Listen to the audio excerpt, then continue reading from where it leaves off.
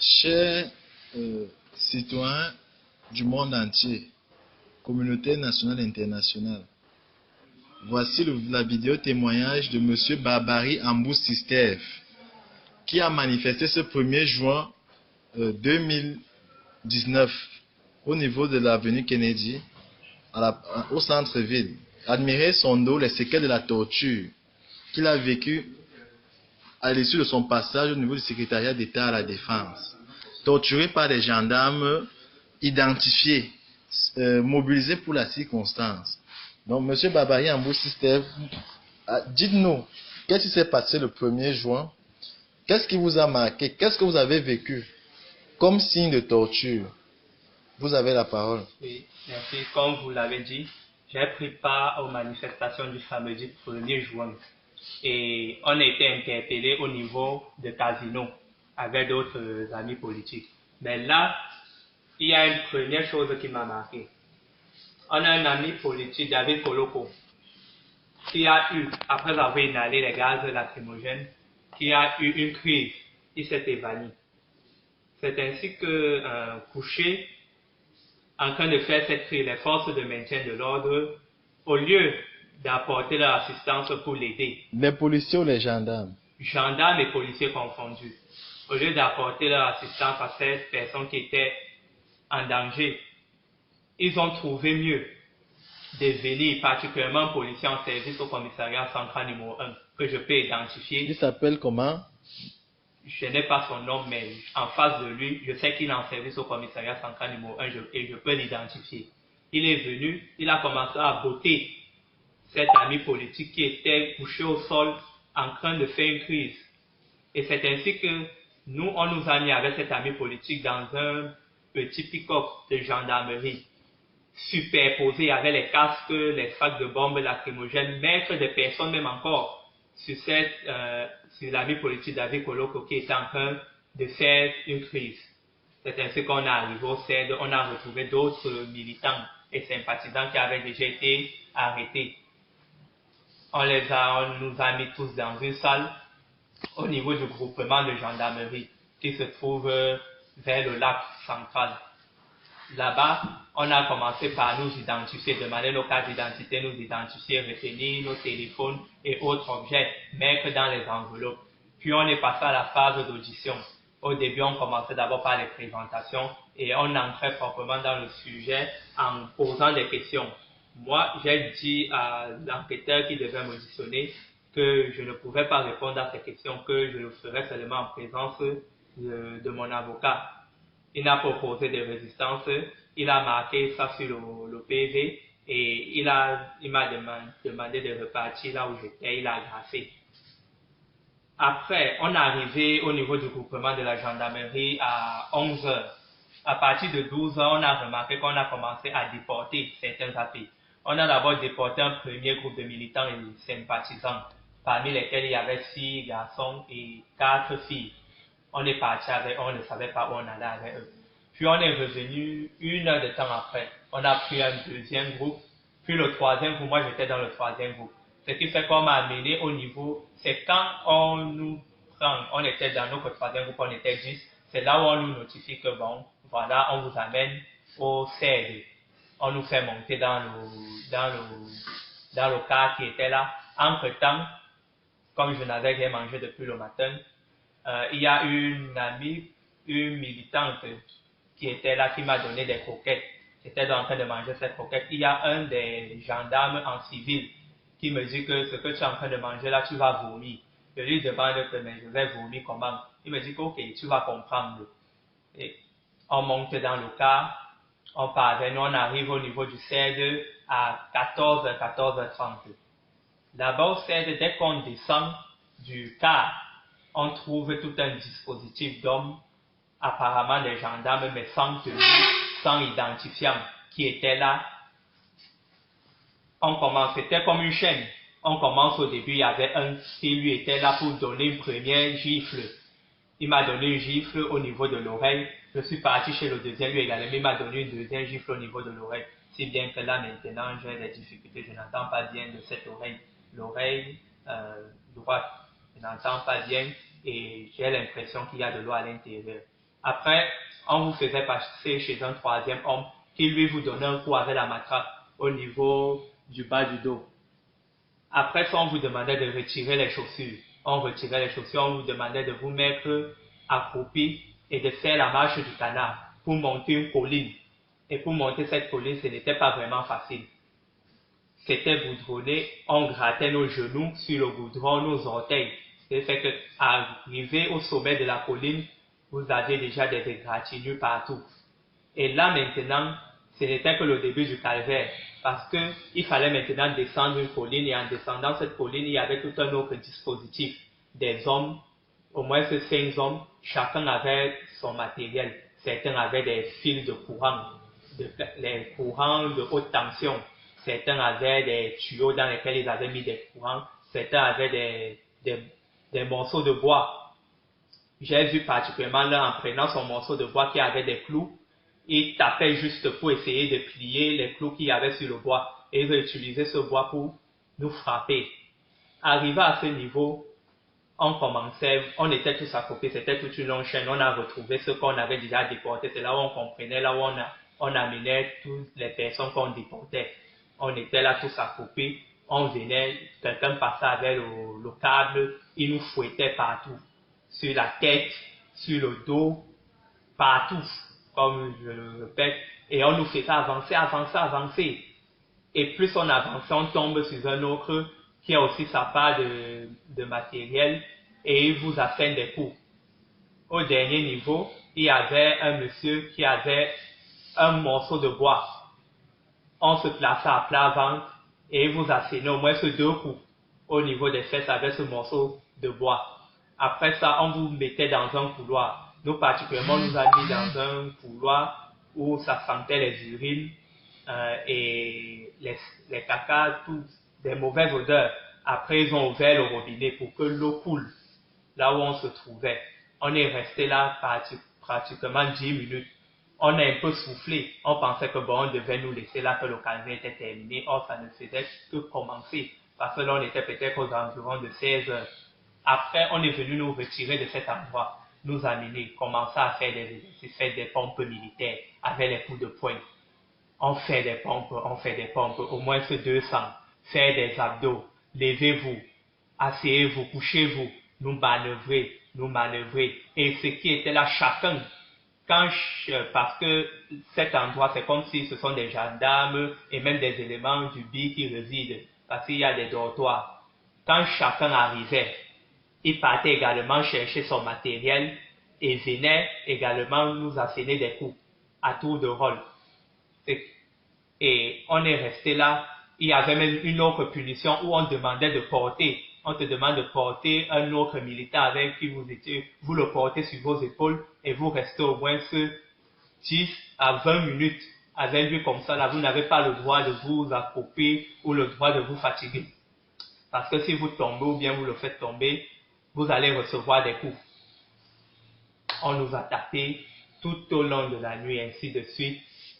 Il y a un autre qui est arrivé, il était musulman, on l'appelait Alima. Parce qu'on a entendu comment ses collègues l'appelaient, il l'appelait Alima. Il est arrivé, il nous dit que comme il y a plus de 18 heures, lui il a cassé son gène, il est en pleine forme.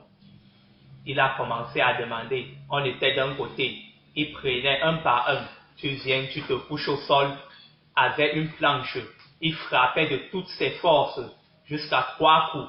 Quand il termine de vous donner ces 3 coups, vous vous mettez de l'autre côté à genoux. Quand tu essayais de mettre la main, il y avait un autre qui lui disait de taper sur la main, qu'il doit même casser ce bras. Il lui demandait expressément, casse son bras, et il s'exécutait. Il y a certains AP qui ont des bras qui, on ne sait pas si c'est fracturé. Certainement à l'hôpital, on fera le constat. Après qu'on s'est placé de l'autre côté à genoux, il nous a fait comprendre que c'est l'essuie-glace.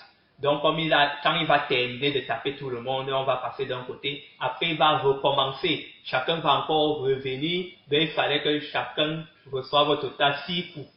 Il a recommencé. Après nous avoir tapé, il a encore recommencé à nous frapper avec de toutes ses forces, comme je vous dis, 3 fois, et nous replacer de l'autre côté.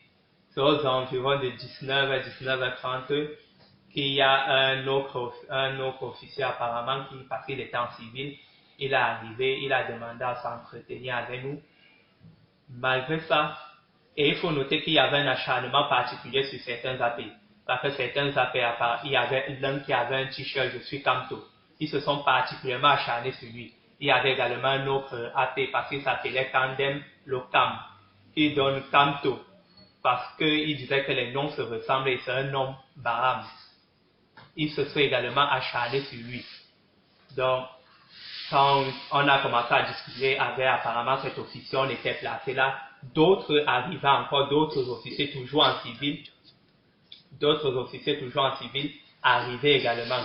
Et quand ils arrivaient, ils partaient également chercher la chicotte. Il y a un qui est arrivé après, il avait un courant, il s'est mis à taper encore d'autres appels, taper partout sur la tête, au dos, partout comme je le dis. Quand il a terminé, aux environs de 21h, nous étions toujours là sur la cour externe, assis. Un autre encore arrivé. Il s'est mis, pour lui, il fallait nous taper sur les planches des pieds. Il a commencé à frapper un par un, sur les planches des pieds, en disant que ce sont ces pieds que l'on utilise pour aller marcher, qu'il faut qu'on doit bien nous fouetter sur la planche des pieds. Après un moment qu'il avait déjà tapé 5 à 6 personnes, il a commencé à demander que parmi vous tous là qui restez, parce qu'il faut noter que nous étions au total 56 au CED. Il a commencé à demander parmi vous tous qui restez là, qui est Baham? Il a commencé à demander qui est Baham, personne ne répondait. Il passait tout à tout. Tu es Baham, tu es Baham, tu es Baham. Il disait que, ok, comme vous tous vous dites que vous n'êtes pas Baham, attendez, quand on va regarder vos fiches, on saura qui d'entre vous sont des Baham et vous allez me voir demain. On est resté là. C'est comme ça que, après toute cette torture, aux environs de 22h, on commence à venir appeler tout à tout, on appelle par groupe, on nous amène dans une salle pour nous demander de signer des documents sans même avoir le temps de lire. Il fallait signer des documents, on nous donnait à peine 30 secondes pour signer 3 pages. 3 pages et marquer son nom, on nous donnait à peine 30 secondes pour ne même pas nous donner le temps de lire. C'est après qu'on a compris que c'était des notifications de garde à vue de 48 heures. Quand on a signé ces documents, on nous a ramenés et on est descendu avec nous au niveau du sous-sol pour nous mettre dans les cellules au niveau du sous-sol, où il fait absolument, vous ne voyez pas le dehors, il y a juste un couloir, les cellules de part et d'autre et des ampoules. Ce sont ces ampoules-là qui éclairent. Les ampoules sont allumées toute la journée parce qu'il fait noir là-bas toute la journée, vous ne voyez pas le soleil. On nous a repartis dans les différentes cellules, nous particulièrement, on nous a mis à 10 dans une cellule, où à 10 il n'y avait qu'un seul matelas. Donc on s'est débrouillé à dormir comme chacun pouvait. Ceux qui pouvaient se coucher sur le matelas serré, au moins ceux 6, les autres se sont couchés au sol. C'est comme ça qu'on a essayé de dormir. On pensait que c'était fini de notre calvaire. Pourtant, le lendemain, on nous réservait encore autre chose. C'est comme ça que le lendemain matin, on vient nous faire sortir des cellules. On dit qu'on va vous donner votre petit déjeuner. À peine vous sortir du couloir qui donnait sur la cour, on commence à crier, mettez-vous à plat ventre, mettez-vous à plat ventre. Il y avait encore, on a remarqué qu'ils avaient pissé dans tout cet endroit et ils ont ouvert le robinet qui était là, dont l'eau avait inondé la cour. Mettez-vous à plat ventre, mettez-vous à plat ventre. Quand vous mettez à plat ventre, juste là à la sortie, il y avait toujours apparemment un gendarme parce qu'il n'avait ni tenue ni identifiant. Était placé là avec un morceau de bois, donc à chaque fois quand tu rampes, tu passes d'abord à son niveau, il te donne un coup avec ce morceau au niveau des fesses. Tu continues, tu rampes sur l'eau, tu passes sous un obstacle qu'ils avaient placé et il disait que celui qui va renverser cet obstacle va voir ce qu'il va lui faire. Donc on rampait avec les coudes et les genoux, en baissant, il nous disait mettez-vous à plat ventre. Celui qui ne respectait pas, il partait, il monte sur toi, il te botte. Donc on a rampé comme ça là. Si vous allez voir, j'ai des bosses là, j'ai des petites égratignures.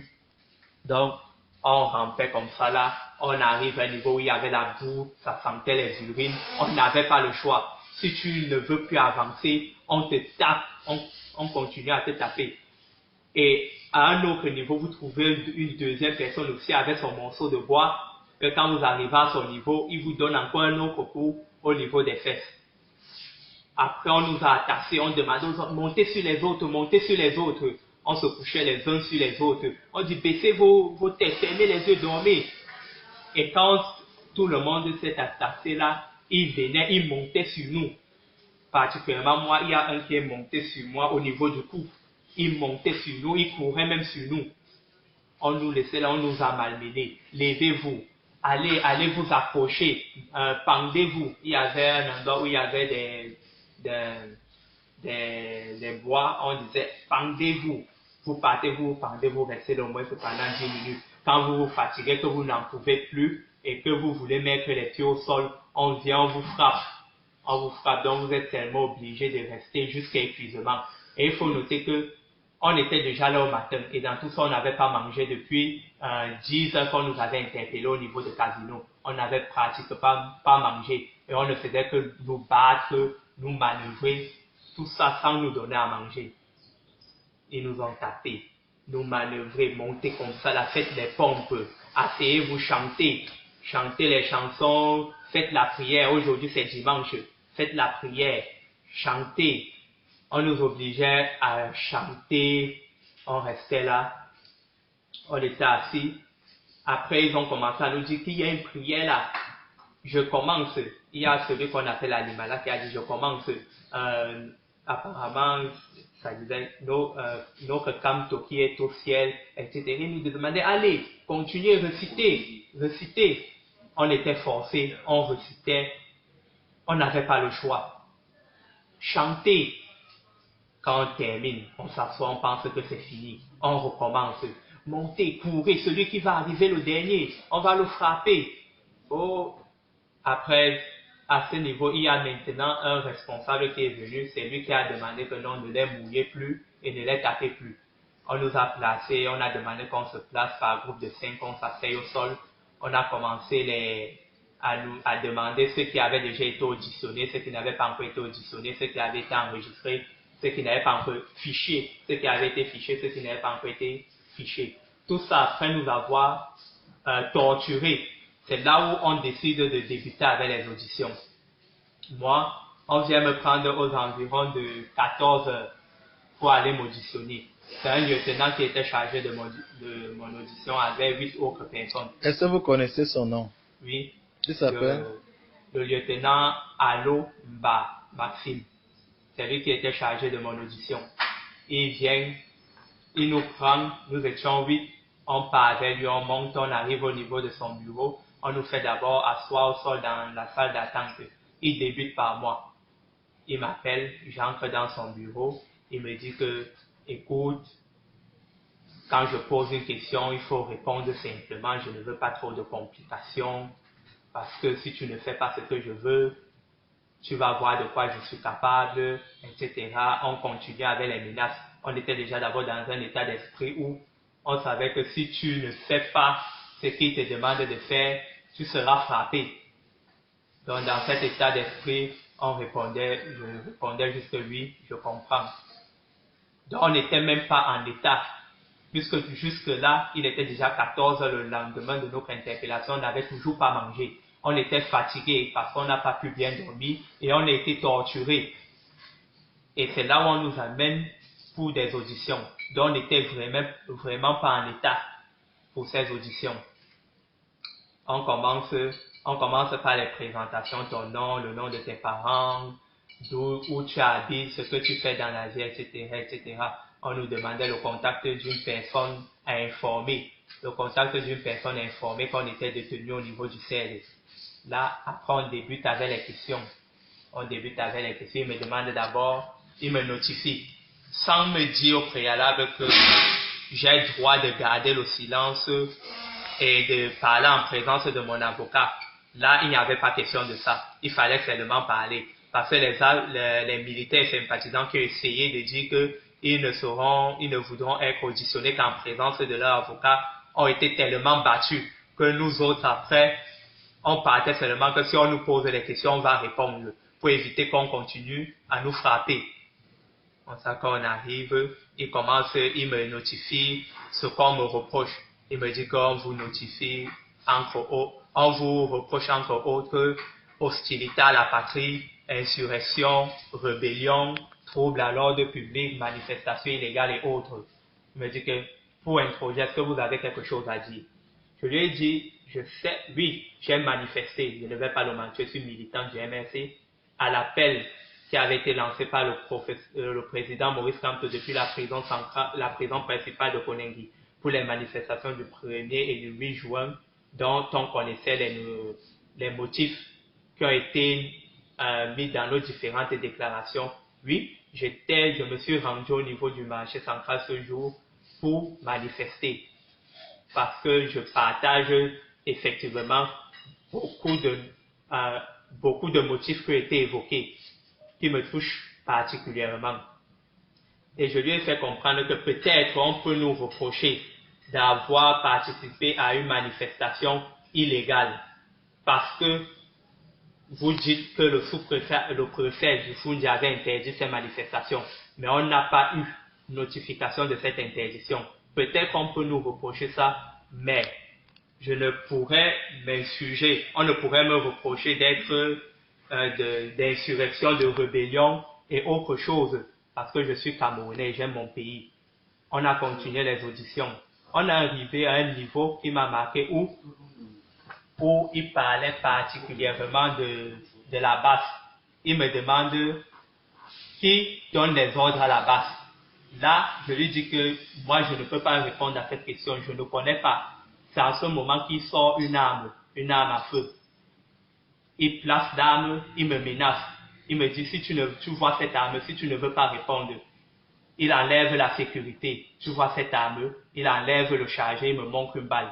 Il dit que si tu ne veux pas répondre, si tu ne veux pas me dire qui finance la base, voilà, cette balle, je vais tirer, soit je vais te casser le genou, je vais tirer dans ton genou, tu ne pourras plus jamais marcher, ou je t'abats et j'appelle, on nettoie. Je vais faire un rapport pour dire que c'est au niveau de d'où on vous a interpellé, tu as voulu résister, c'est là-bas qu'on a tiré sur vous.